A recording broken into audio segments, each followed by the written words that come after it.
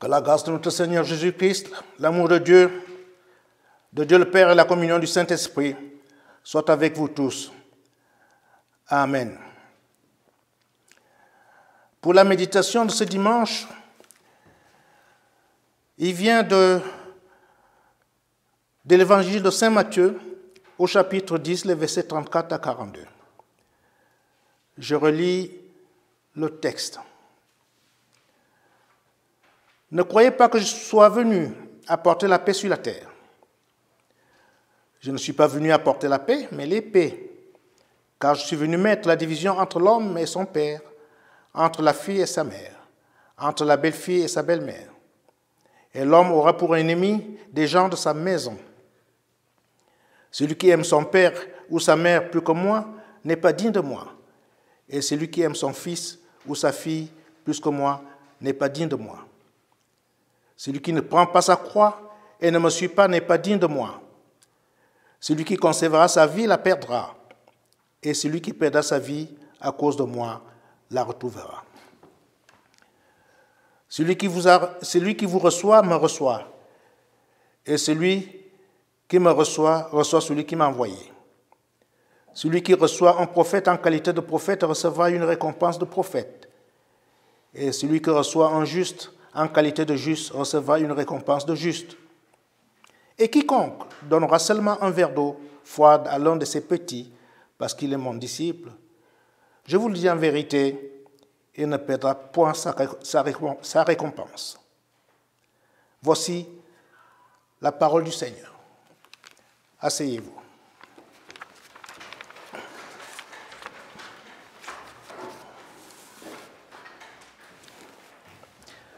Chers amis, Jésus-Christ commence encore à donner ici des préceptes sévères et pénibles, et il parle avec une grande autorité. Il prévient lui-même ses apôtres qui, en entendant des prédications si terribles, lui posent la question: « Quoi donc, Seigneur? Êtes-vous venu au monde pour nous perdre? Et avec nous, ceux qui ajouteront foi à nos paroles, et pour remplir la terre de division et de troubles ?» Jésus leur répond par avance et leur déclare qu'il n'est pas venu au monde pour y apporter la paix. Comment donc a-t-il commandé à ses apôtres, lorsqu'ils entraient dans une maison, d'y donner la paix? Et comment les anges ont-ils dit à sa naissance, « Gloire à Dieu dans le ciel et paix aux hommes sur la terre » ? Et comment enfin tous les prophètes ont-ils prédit que Dieu donnerait un jour la paix aux hommes et de séparer ce qui peut causer la division? C'est ainsi que le ciel peut se réconcilier avec la terre. Un médecin a donné au corps la santé qui en est la paix, en coupant un membre malade qu'il est indispensable de guérir. Un général d'armée apaise toutes ses troupes lorsque, pour étouffer une conspiration, il divise les factieux les uns contre les autres. C'est ce qui se fit autrefois, chers frères et sœurs, dans cette fameuse tour. Une division salutaire rompit une union très pernicieuse. Et la confusion conduisit à la paix. C'est ainsi que saint Paul divisa ceux qui s'étaient unis pour le perdre. Alors, chers frères et sœurs, l'Évangile est un contrat d'amour, avec ses avantages, ses clauses et ses engagements. Quand on se marie, il faut savoir à quoi on s'engage. On ne vit plus seul, on ne vit plus pour soi-même, mais on vit à deux, et l'un pour l'autre. On y gagne certes le beau jardin de l'amour, mais on est lié pour la vie par des exigences absolues. Quelles sont-elles? La fidélité, le don de soi et le sacrifice. Car on ne s'appartient plus, on appartient à l'autre. Il faut apprendre à partager, à supporter, à gérer. Alors quiconque, chers frères et sœurs, n'est pas prêt à cela, qui ne se marie pas, sinon il fera son malheur et celui de son conjoint. Jésus, notre Seigneur, qui est l'époux de l'Église, aime les situations claires et bien tranchées. Son évangile est semblable à un contrat d'amour qui nous demande de lire attentivement. Ce contrat porte le titre suivant. La condition de disciple de Jésus. Nous verrons premièrement ce que ça nous coûte. On verra deuxièmement ce que ça nous rapporte. Alors, chers amis, en Christ, en bonne logique, il faudrait d'abord parler des avantages du contrat avant de parler des inconvénients. C'est pour nous une question de psychologie. Si l'on veut faire de bonnes affaires, il faut d'abord vanter la qualité d'un produit avant d'en exposer les frais et les clauses contraignantes. Dans notre texte d'aujourd'hui, Jésus se permet de faire l'inverse. Ses disciples connaissent déjà l'enjeu du contrat. Ils savent notamment que le Maître s'engage à les racheter du péché et de la condamnation au prix de sa vie sainte et divine. L'enjeu est donc capital. Le gain aussi est considérable. Le bénéfice tout à fait gratuit. Il n'y a rien à payer. Le plus pauvre peut en tirer parti. Le plus endetté est acquitté. Chaque terme du contrat n'offre que des promesses d'amour et de garantie de paix. Nous allons rappeler ici quelques garanties de ce contrat particulier. Dieu lui-même a tant aimé le monde qu'il a donné son Fils unique afin que quiconque croit en lui ne périsse point, mais qu'il ait la vie éternelle. Dieu était en Christ, réconciliant le monde avec lui-même en n'imputant point aux hommes leur offense. À celui qui ne fait point d'œuvre, mais qui croit en celui qui justifie l'impie, sa foi lui est imputée à justice. Le sang de Jésus, le Fils de Dieu, nous purifie de tout péché.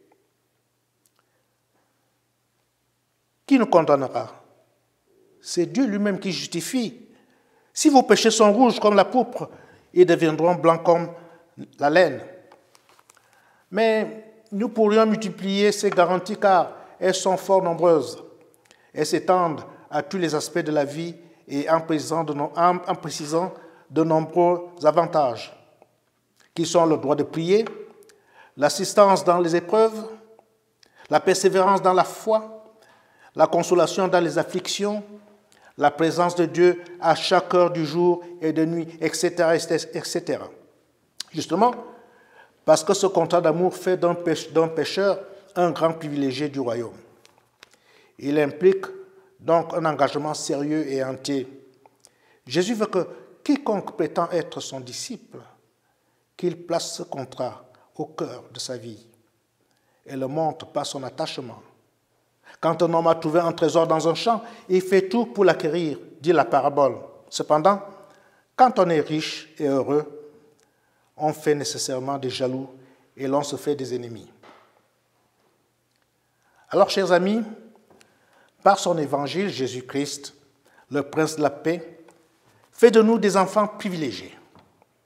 Mais le monde, lui, qui vit selon les convoitises du péché et de ses passions, déteste cette paix et ceux qui prétendent en vivre. Jésus lui-même exprime cette vérité en ces termes. Ne croyez pas que je sois venu apporter la paix sur la terre. Je ne suis pas venu apporter la paix, mais l'épée. Car je suis venu mettre la division entre l'homme et son père, entre la fille et sa mère, entre la belle-fille et sa belle-mère. Et l'homme aura pour ennemi les gens de sa propre maison. C'est comme s'il nous disait, mes amis, votre bonheur avec moi est immense. Mais ce bonheur va faire des jaloux. Il va provoquer de la part du monde l'hostilité, l'opposition, le mépris et la haine. Car l'homme naturel ne reçoit pas les choses qui viennent de Dieu, mais sont pour lui un scandale et une folie. Donc, en cette inimitié, vous la trouverez partout, jusque dans votre maison, dans votre foyer, et même dans votre couple. N'en soyez pas honteux ni affligés, car c'est une preuve de ce que le monde est animé par le prince des ténèbres, et que vous, mes bien-aimés, vous avez changé le camp. Ce que Jésus nous dévoile ici est tout à fait prouvé. Car lorsqu'une personne se convertit, elle rencontre bien souvent l'hostilité et parfois même la persécution. Nous connaissons tous de ces chrétiens qui sont, à cause de leur foi, l'objet de bien de tensions, même jusque dans le couple. C'est ainsi que l'Évangile dresse un époux contre l'épouse, un fils contre ses parents, un frère contre un frère.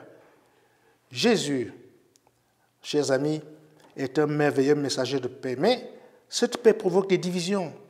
Elle provoque aussi des disputes, des querelles, des oppositions. Alors cette condition particulière implique nécessairement un risque que Jésus expose maintenant. Celui qui aime son père ou sa mère plus que moi n'est pas digne de moi. Et celui qui aime son fils ou sa fille plus que moi n'est pas digne de moi. Les croyants n'aiment pas les disputes.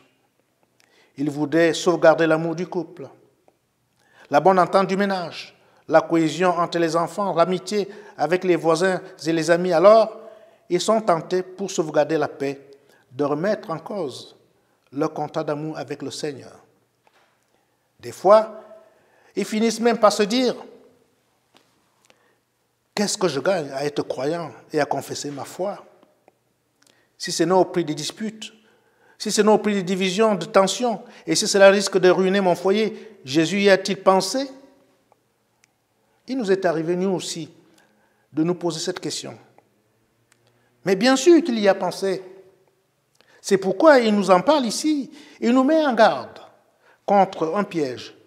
Ne recherchez jamais une paix, une affection ou une tranquillité qui risquerait de briser le contrat d'amour que j'ai fait avec vous. Ne mettez pas en balance l'amour inouï que j'ai pour vous. Pas même pour l'amour d'un mari, pas même pour l'amour d'une épouse et même de vos enfants. Il en va de votre salut, il en va de votre destin éternel. Il en va de la paix de votre conscience. Quiconque aime sa femme, son mari ou ses enfants plus que moi n'est pas digne de moi. Jésus nous rappelle donc ici que le contrat d'amour qu'il a fait avec nous est au-dessus de tout. Mais n'oubliez jamais, bien des croyants ont perdu l'amour de Jésus à cause d'un époux, à cause d'une épouse. Pour sauvegarder la tranquillité, pareillement, pour sauvegarder la paix, bien des églises ont renoncé au combat pour la vérité. Lorsque la doctrine du Christ était en jeu, elles croyaient faire une belle œuvre d'amour en disant « Conservons l'amour fraternel, tant pis pour la doctrine et la fidélité ». Jésus ajoute encore une couche. Il dit « Celui qui ne prend pas sa croix et ne me suit pas n'est pas digne de moi ».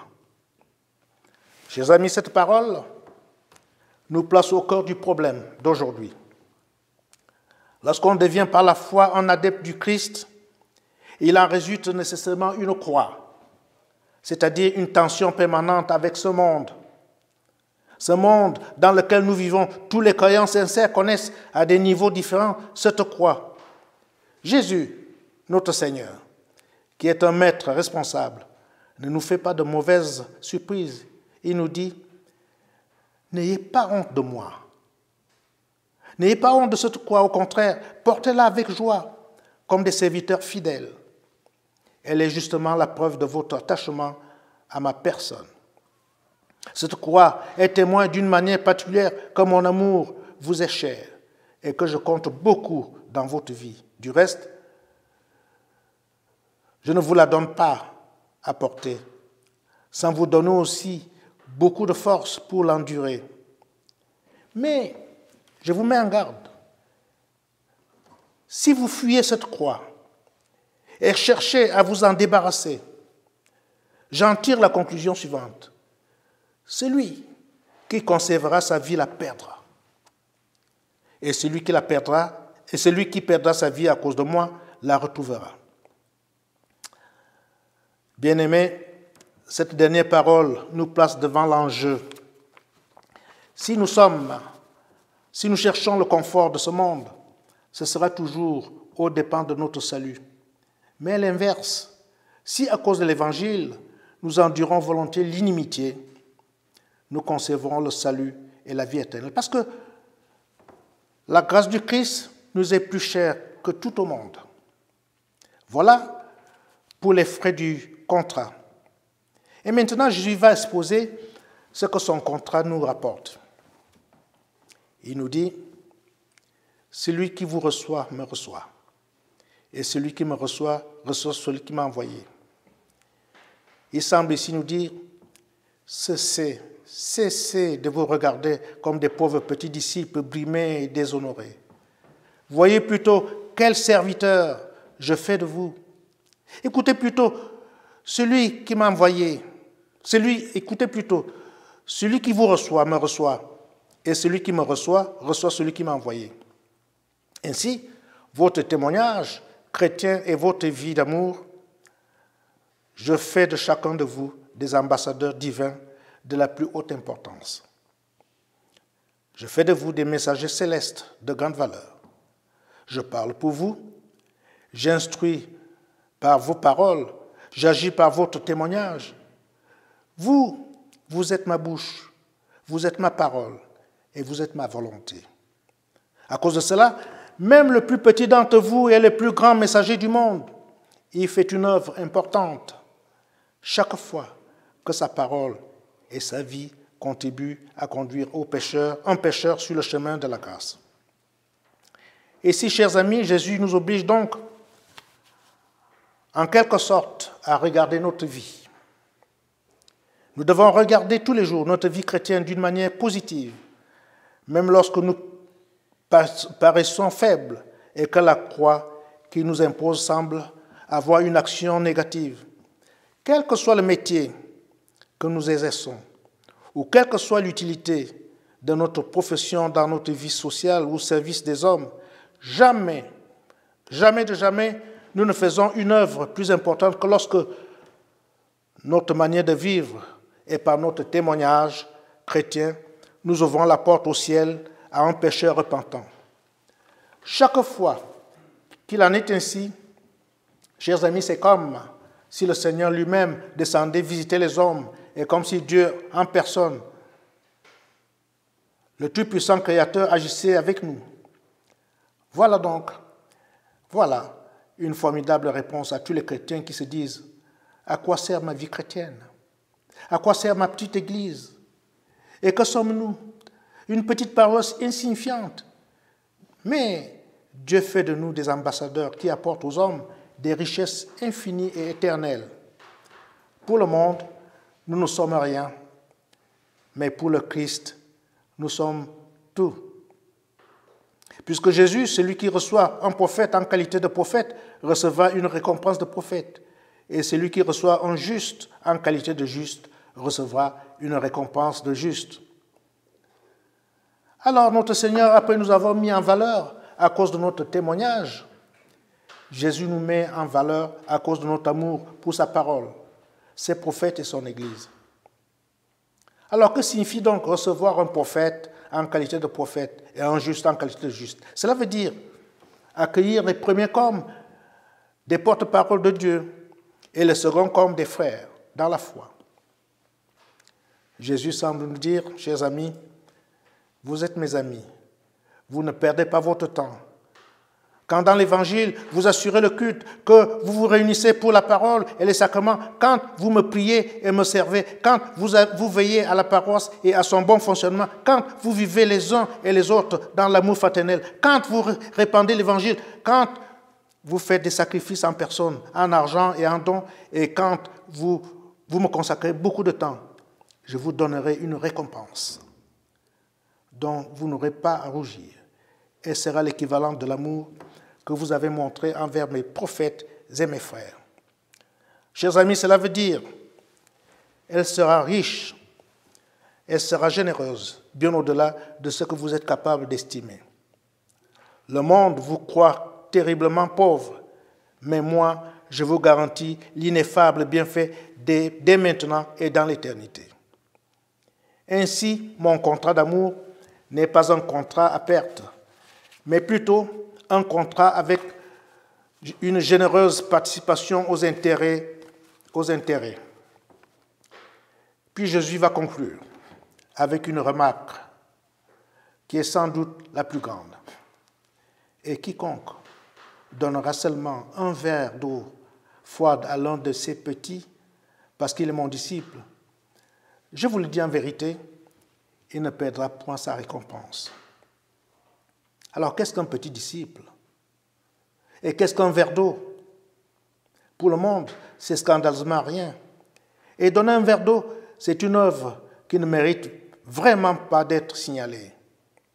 Jésus souligne que lorsqu'un frère prend soin du moindre de ses frères, parce qu'il le considère comme un disciple du Seigneur et qu'il soulage sa peine, même s'il ne possède pas d'autre richesse qu'un verre d'eau, il ne perdra pas sa récompense.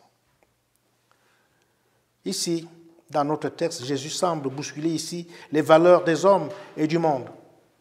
La plus petite œuvre d'amour, même si elle ne représente qu'un verre d'eau, a à ses yeux une valeur immense. Il montre ainsi combien sont pauvres ceux qui méprisent ses disciples et combien sont bénis et riches ceux qui les estiment et les servent comme des frères.